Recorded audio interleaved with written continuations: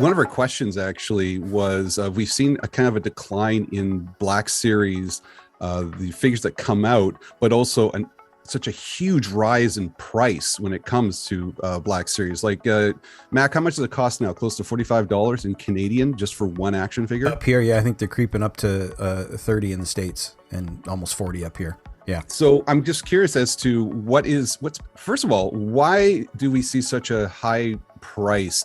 Why do you think we see such a high price for action figures in a country like Canada?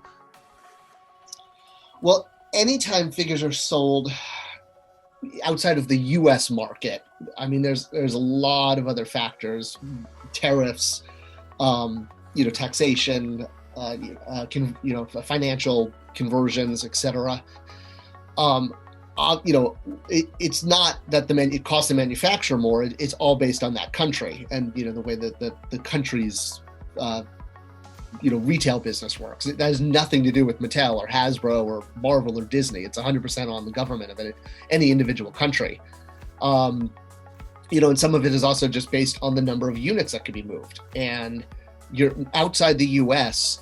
Even when you're looking at Canada or South America, Mexico, and Western Europe, they're still they're each quite small. It takes but although on the other hand, all of international is greater than the U.S. So it's like a crazy, but you're just dealing with such small fragmented markets, but altogether they represent like 55% of total sales. So it's a kind of crazy thing. Did I answer your question? Yes, you did, because I think a lot of people forget that, for example, Canadian fans like ourselves, we are when you say small, we are such a small percentage of just the sheer population when it comes to something like America. But we hear ourselves like the internet. It's like we hear ourselves so loudly, and it's frustrating as outsiders, people from outside the United States. We are such fans. We want to be able to access these products, and it's just like, wow, it's really expensive. It's really hard to get sometimes, and it's just a shame. And I think for Canadian collectors too, like it's I live in a border town right across from Detroit, and pre-COVID, on a Saturday morning, at least once a month, I would be over in Detroit, Troy, Michigan, hitting Target and all that. I think what's frustrating for us as Canadians is the border's imaginary. There's no ocean between us. I can see the States, almost from my window kind of thing. So that's what is frustrating about it, is that we're considered international, which, sure, on paper, the rules state if you're not in the country, you're out of the country.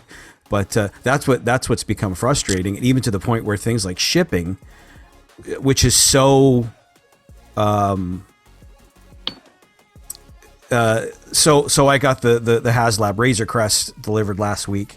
International shipping was $30, and it's like, okay, that's fine. It was a multi-$100 item, but you'll see it's become impossible for Canadians to keep shopping through the States online to get their stuff from the States, mainly because of what a pain in the butt shipping is. So I think it's just got to be, like you said, like, because the U.S. is their main market, that's the easy money, so that's where the focus is. Would that be accurate to say it like that? Where they're not ignoring the international market, but easy money's right outside the door, kind of thing. I've used the expression a few times in videos that I picked up from a boss of mine at Mattel. Is the squeeze worth the juice? And that's the thing, is like, if you have X amount, if you've got a glass, I mean, I know you can't see the liquid, but there's coffee, and let's, it's full. Let's, if this represented all of the energy it would take for a toy company to make product, and they could take this coffee and pour it into, any brand. They could pour it on Hot Wheels. They could pour it on Black Series. They could pour it on Polly Pocket. I'm pretending every company is just one company. Right. If you're a stockholder in these giant companies, you want them to pour all of that into the brands that make the most amount of money, like Hot Wheels and what does Hasbro make for kids? Monopoly, et cetera, et cetera. So that's really, exactly what you said. And Yeah. it's tough because the internet skews our perspective so much. Right.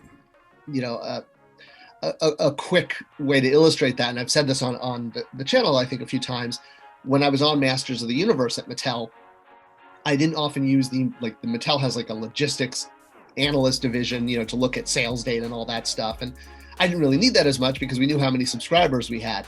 But I was curious what the overall online focus was. So I sent the group a link to, I think it was like a he-man.org fan forum. And I basically asked them to tell me how many unique posters there were in a 2-week or 4-week period.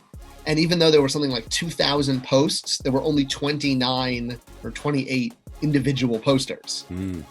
And like, that's a perfect illustration of exactly how the internet, so these 29 guys posting over and over and over again created 2,000 messages, but it only represents 29 customers' wallets. I love that. It's very much like I'm a school teacher. It's very much like teaching. Some kids just have the loudest voice and the most constant hand up. Doesn't mean that the entire class understands what's going on.